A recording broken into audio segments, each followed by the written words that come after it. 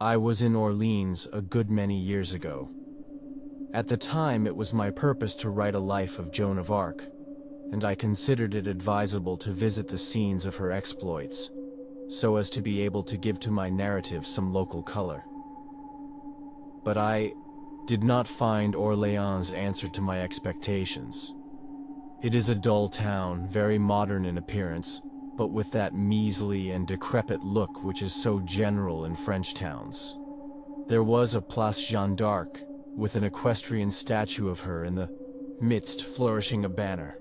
There was the house that the Maid had occupied after the taking of the city. But with the exception of the walls and rafters, it had undergone so much alteration and modernization as to have lost its interest. A museum of memorials of La Pucelle had been formed, but possessed no genuine relics, only arms and tapestries of a later date. The city walls she had besieged, the gate through which she had burst, had been leveled, and their places taken by boulevards. The very cathedral, in which she had knelt to return thanks for her victory, was not the same. That had been blown up by the Huguenots, and the cathedral that now stands was erected on its ruins in 1601. There was an ormolu figure of Jeanne on the clock, never wound up, upon the mantel shelf in my room at the hotel, and there were chocolate figures of her in the confectioner's shop windows for children to suck. When I sat down at 7 p.m. to table d'hôte at my inn, I was out of heart. The result of my exploration of sites had been unsatisfactory, but I trusted on the morrow to be able to find material to serve my purpose in the municipal archives of the town library. My dinner ended. I sauntered to a cafe that I selected opened onto the place, but there was a back entrance near to my hotel, leading through a long, stone-paved passage at the back of the houses in the street, and by ascending 3 or 4 stone steps, one entered the long, well-lighted cafe. I came into it from the back by this means, and not from the front. I took my place and called for a café cognac. Then I picked up a French paper and proceeded to read it, all but the feuilleton. In my experience, I have never yet come across anyone who reads the feuilletons in a French paper, and my impression is that these snippets of novel are printed solely for the purpose of filling up space and disguising the lack of news at the disposal of the editors. The French papers borrow their information relative to foreign affairs largely from the English journals, so that they are a day behind ours in the foreign news that they publish. Whilst I was engaged in reading, something caused me to look up, and I noticed standing by the white marble-top table on which was my coffee, a waiter with a pale face and black whiskers, in an expectant attitude. I was a little nettled at his precipitancy in applying for payment, but I put it down to my being a total stranger there, and without a word I set down half a franc and a 10 centimes coin, the latter as his pourboire. Then I proceeded with my reading. I think a quarter of an hour had elapsed when I rose to depart, and then to my surprise, I noticed the half-franc still on the table, but the sou piece was gone. I beckoned to a waiter and said, "One of you came to me a little while ago demanding payment." I think he was somewhat hasty in pressing for it. However, I set the money down, and the fellow has taken the tip and has neglected the charge for the coffee. "Sapristi!" exclaimed the Gargan. "Jean Bouchon has been at his tricks again." I said nothing further, asked no questions. The matter did not concern me, or indeed interest me in the smallest degree, and I left. Next day, I worked hard in the town library. I cannot say that I lighted on any unpublished documents that might serve my purpose. I had to go through the controversial literature relative to whether Jeanne d'Arc was burnt or not, for it has been maintained that a person of the same name, and also of Arcs, died a natural death some time later, and who postured as the original warrior maid. I read a good many monographs on the Pucelle of various values, some real contributions to history, others mere second-hand cookings up of well-known and often used material. The sauce in these latter was all that was new. In the evening after dinner, I went back to the same cafe and called for black coffee with a nip of brandy. I drank it leisurely, and then retreated to the desk where I could write some letters. I had finished one and was folding it, when I saw the same pale-visaged waiter standing by with his hand extended for payment. I put my hand into my pocket, pulled out a 50 centimes piece and a coin of 2 sous, and placed both beside me, near the man, and proceeded to put my letter in an envelope, which I then directed. Next, I wrote a second letter, and that concluded, I rose to go to one of the tables and to call for stamps, when I noticed that again, the silver coin had been left untouched, but the copper piece had been taken away. I tapped for a waiter. "Tiens," said I, "that fellow of yours has been bungling again. He has taken the tip and has left the half-franc. Ah, Jean Bouchon once more." "But who is Jean Bouchon?" The man shrugged his shoulders, and instead of answering my query, said, "I should recommend monsieur to refuse to pay Jean Bouchon again. That is, supposing monsieur intends revisiting this cafe." "I most assuredly will not pay such a noodle," I said, "and it passes my comprehension how you can keep such a fellow on your staff." I revisited the library next day, and then walked by the Loire, that rolls in winter such a full and turbid stream, and in summer, with a reduced flood, exposes gravel and sandbanks. I wandered around the town, and endeavored vainly to picture it, enclosed by walls and drums of towers, when on April 29th, 1429, Jeanne threw herself into the town and forced the English to retire, discomfited and perplexed. In the evening I revisited the café and made my wants known as before. Then I looked at my notes and began to arrange them. Whilst thus engaged, I observed the waiter, named Jean Bouchon, standing near the table in an expectant attitude, as before. I now looked him full in the face and observed his countenance. He had puffy white cheeks, small black eyes, thick, dark mutton chop whiskers, and a broken nose. He was decidedly an ugly man, but not a man with a repulsive expression of face. "No," said I will give you nothing. I will not pay you. Send another gargon to me." As I looked at him to see how he took this refusal, he seemed to fall back out of my range. Or, to be more exact, the lines of his form and features became confused. It was much as though I had been gazing on a reflection in still water, that something had ruffled the surface, and all was broken up and obliterated. I could see him no more. I was puzzled and a bit startled, and I rapped my coffee cup with the spoon to call the attention of a waiter. One sprang to me immediately. "See," said I, "Jean Bouchon has been here again. I told him that I would not pay him 1 sou, and he has vanished in a most perplexing manner. I do not see him in the room." "No, he is not in the room. When he comes in again, send him to me. I want to have a word with him." The waiter looked confused and replied, "I do not think that Jean will return." "How long has he been on your staff?" "Oh, he has not been on our staff for some years." "Then why does he come here and ask for payment for coffee, and what else one may order?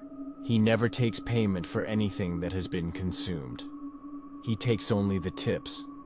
"But why do you permit him to do that?" "We cannot help ourselves. He should not be allowed to enter the cafe. No one can keep him out. This is surpassing strange. He has no right to the tips. You should communicate with the police." The waiter shook his head. "They can do nothing.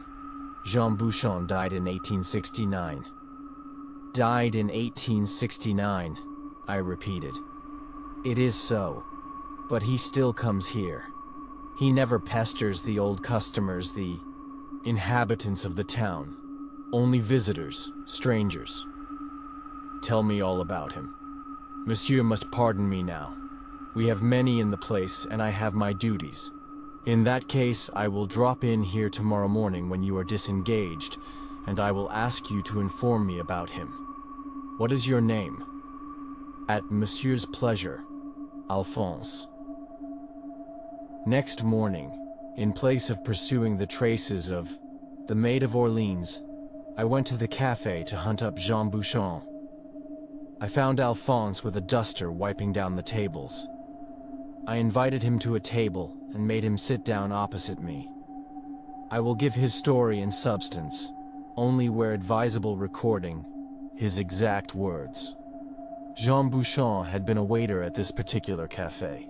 Now in some of these establishments, the attendants are wont to have a box, into which they drop all the tips that are received, and at the end of the week it is opened, and the sum found in it is divided pro rata among the waiters, the head waiter receiving a larger portion than the others. This is not customary in all such places of refreshment, but it is in some, and it was so in this café.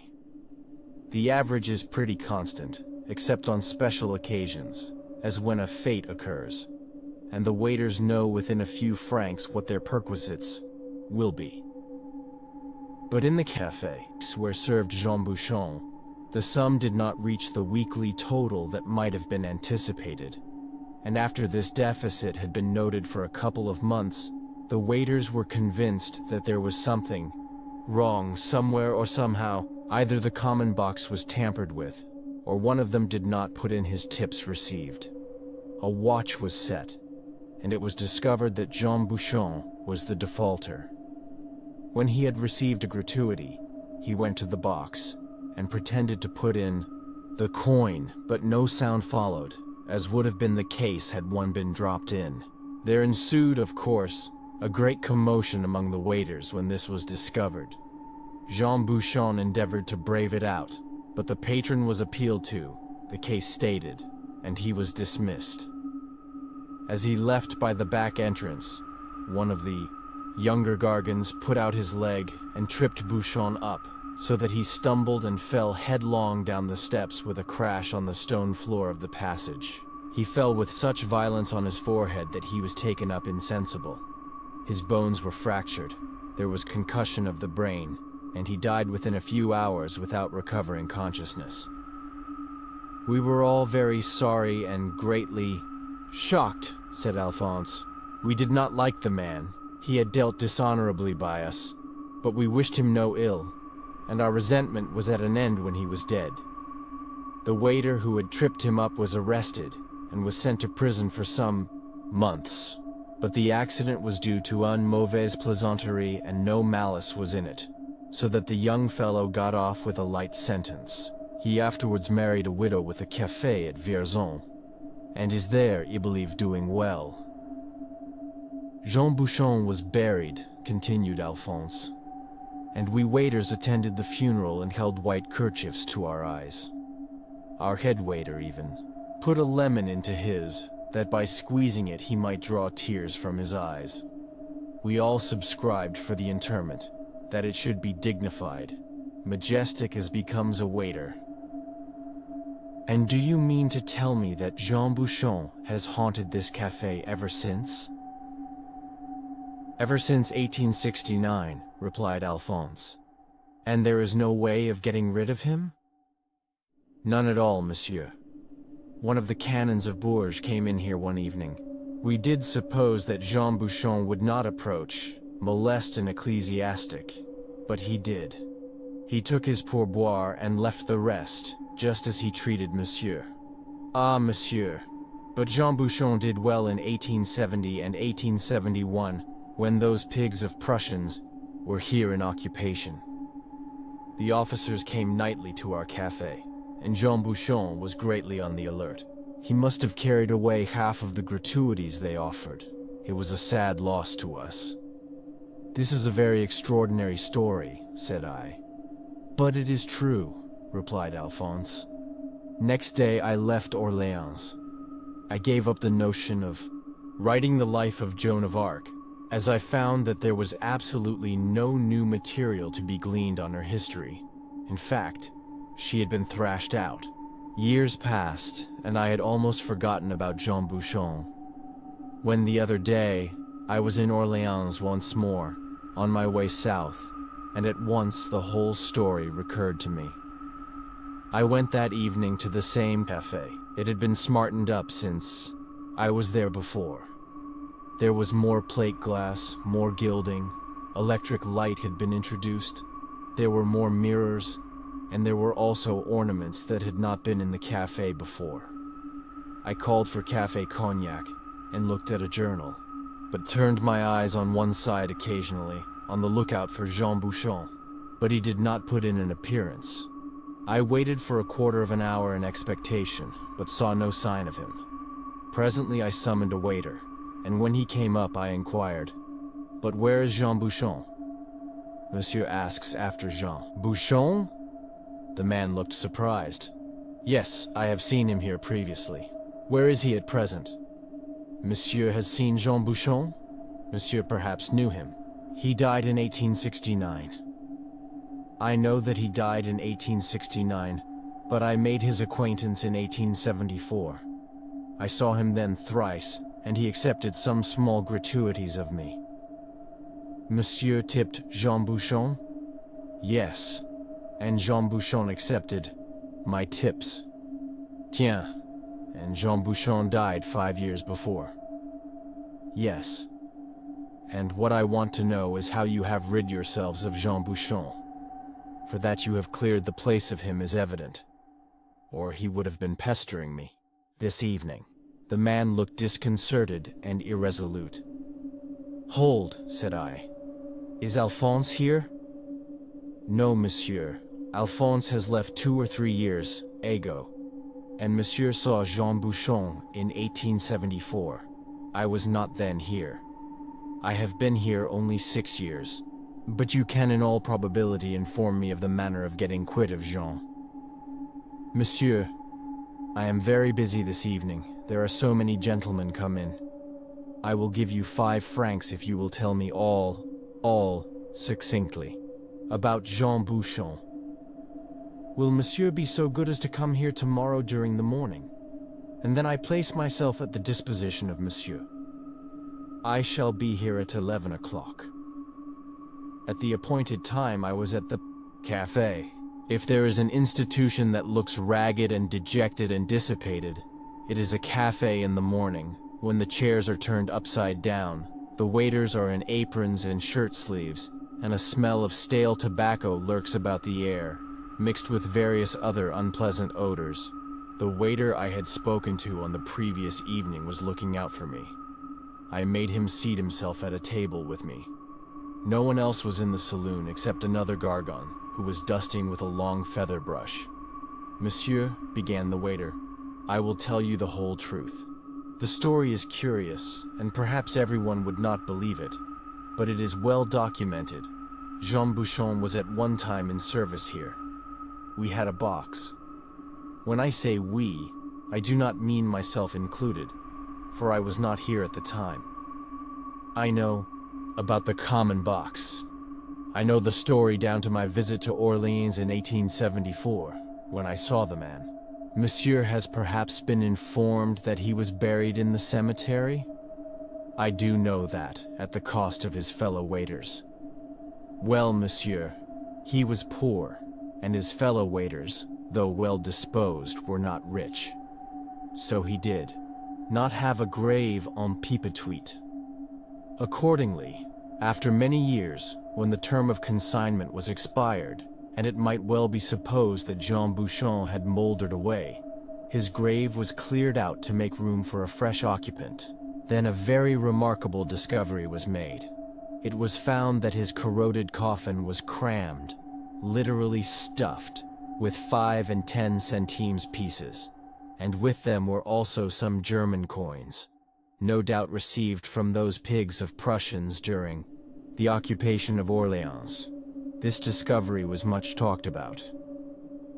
Our proprietor of the café and the head waiter went to the mayor and represented to him how matters stood. that all this money had been filched during a series of years since 1869 from the waiters, and our patron represented to him that it should in all propriety and justice be restored to us. The mayor was a man of intelligence and heart, and he quite accepted this view of the matter, and ordered the surrender of the whole coffin-load of coins to us, the waiters of the cafe. So you divided it amongst you. Pardon, monsieur. We did not. It is true that the money might legitimately be regarded as belonging to us, but then those defrauded, or most of them, had left long ago, and there were among us some who had not been in service in the cafe more than a year or 18 months. We could not trace the old waiters. Some were dead, some had married, and left this part of the country. We were not a corporation. Zerura, we held a meeting to discuss what was to be done with the money. We feared, moreover, that unless the spirit of Jean Bouchon were satisfied, he might continue revisiting the cafe and go on sweeping away the tips. It was of paramount importance to please Jean Bouchon, to lay out the money in such a manner as would commend itself to his feelings. One suggested one thing, one another. One proposed that the sum should be expended on masses for the repose of Jean's soul. But the head waiter objected to that. He said that he thought he knew the mind of Jean Bouchon, and that this would not commend itself to it. He said, did our head waiter, that he knew Jean Bouchon from head to heels, and he proposed that all the coins should be melted up, and that out of them should be cast a statue of Jean Bouchon in bronze, to be set up here in the cafe, as there were not enough coins to make one large enough to be erected in a place. If Monsieur will step with me, he will see the statue. It is a superb work of art. He led the way, and I followed. In the midst of the cafe stood a pedestal, and on this basis a bronze figure about 4 feet high. It represented a man reeling backward, with a banner in his left hand, and the right raised towards his brow, as though he had been struck there by a bullet. A saber, apparently fallen from his grasp, lay at his feet. I studied the face, and it most assuredly was utterly unlike Jean Bouchon, with his puffy cheeks, mutton chop whiskers, and broken nose, as I recalled him. But, said I, the features do not, pardon me, at all resemble those of Jean Bouchon. This might be the young Augustus, or Napoleon Thurster. The profile is quite Greek. It may be so, replied the waiter, but we had no photograph to go by. We had to allow the artist to exercise his genius, and above all, we had to gratify the spirit of Jean Bouchon. I see, but the attitude is inexact. Jean Bouchon fell down the steps headlong, and this represents a man staggering backwards. It would have been inartistic to have shown him precipitated forwards. Besides, the spirit of Jean might not have liked it. Quite so, I understand. But the flag? That was an idea of the artist. Jean could not be made holding a coffee cup. You will see the whole makes a superb subject. Art has its exigencies. Monsieur will see underneath is an inscription on the pedestal. I stooped, and with some astonishment read, Jean Bouchon mort. Sur le champ de gloire 1870 dulce et décorum et pro patria mori. Why? Objected I. He died from falling a cropper in the back passage, not on the field of glory. Monsieur, all Orleans is a field of glory. Under S. Aignan did we not repel Attila and his Huns in 451? Under Jeanne d'Arc did we not repulse the English? Monsieur will excuse the allusion, in 1429. Did we not recapture Orleans from the Germans in November 1870? That is all very true, I broke in. But Jean Bouchon neither fought against Attila, nor with La Pucelle, nor against the Prussians. Then, dulce et decorum est pro patria mori is rather strong, considering the facts. How does Not, monsieur. See that the sentiment is patriotic and magnificent. I admit that, but dispute the application. Then why apply it? The sentiment is all right. But by implication, it refers to Jean Bouchon, who died, not for his country, but in a sordid coffeehouse brawl. Then, again, the date is wrong. Jean Bouchon died in 1869, not in 1870. That is only out by a year. Yes, but with this mistake of a year, and with the quotation from Horace, and with the attitude given to the figure, anyone would suppose that Jean Bouchon had fallen in the retaking of Orléans from the Prussians. Ah, monsieur, who looks on a monument and expects to find thereon the literal truth relative to the deceased. This is something of a sacrifice to truth, I demurred. Sacrifice is superb, said the waiter. There is nothing more noble, more heroic than sacrifice. But not the sacrifice of truth. Sacrifice is always sacrifice. Well, said I, unwilling further to dispute. This is certainly a great creation out of nothing. Not out of nothing, out of the coppers that Jean Bouchon had filched from us, and which choked up his coffin. Jean Bouchon has been seen no more? No, monsieur. And yet, yes, once, when the statue was unveiled. Our patron did that. The café was crowded. All our habitués were there. The patron made a magnificent oration. He drew a superb picture of the moral, intellectual, social, and political merits of Jean Bouchon. There was not a dry eye among the audience, and the speaker choked with emotion. Then, as we stood in a ring, not too near, we saw, I was there and I distinctly saw, so did the others, Jean Bouchon standing with his back to us, looking intently at the statue of himself, monsieur. As he thus stood, I could discern his black mutton chop whiskers projecting upon each side of his head. Well, sir, not one word was spoken. A dead silence fell upon all. Our patron ceased to speak, and wiped his eyes and blew his nose. A sort of holy awe possessed us all. Then, after the lapse of some minutes, Jean Bouchon turned himself about, and we all saw his puffy, pale cheeks, his thick, sensual lips, his broken nose, his little pig's eyes. He was very unlike his idealized portrait in the statue. But what matters that? It gratified the deceased, and it injured no one. Well, monsieur, Jean Bouchon stood facing us, and he turned his head from one side to another, and gave us all what I may term a greasy smile. Then he lifted up his hands as though invoking a blessing on us all, and vanished. Since then, he has not been seen. Alright guys, that wraps up today's scary story. I really hope you enjoyed it as much as I did. Let me know in the comments if you enjoyed it. I'd love to hear your thoughts. And of course, thank you so much for watching till the end. Appreciate every single one of you. If you liked the video, don't forget to hit the like button and subscribe to Scary Sparked for more terrifying stories. Stay safe, stay spooky, and I'll see you next time.